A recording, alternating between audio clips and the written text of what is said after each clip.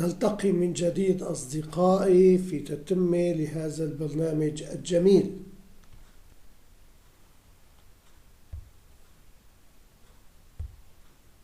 We meet again, my friends, in completing this beautiful program. درسنا اليوم هو كتاب الدالة، وهذه الدالة تعمل على عدد الأسطر الموجودة في جدول المواد لمعرفة الأسطر التي تم تسجيلها.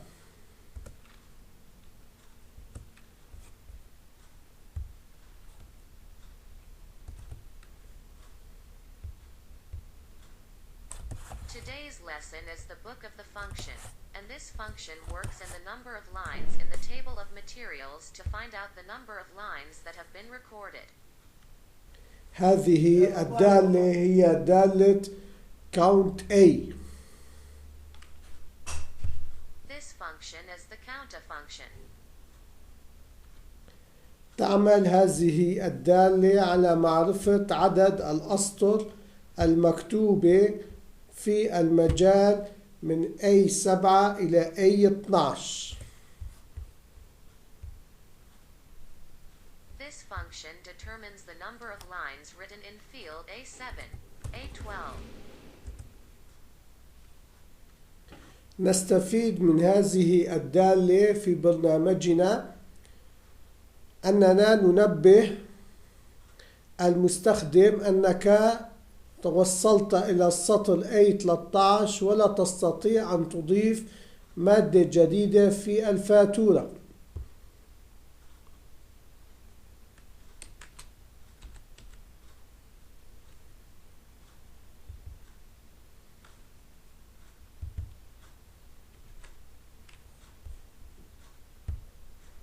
We take advantage of this function in our program that we warn the user that you have reached line A13 and cannot add a new item in the invoice.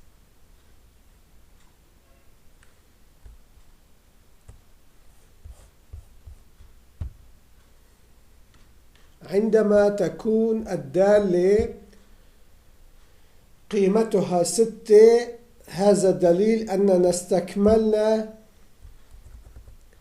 الأسطر الخاصة بالفاتورة ولا نستطيع أن ندرج مادة جديدة. When the value of function number 6, this is evidence that we have completed the lines for the invoice schedule and we cannot include a new item.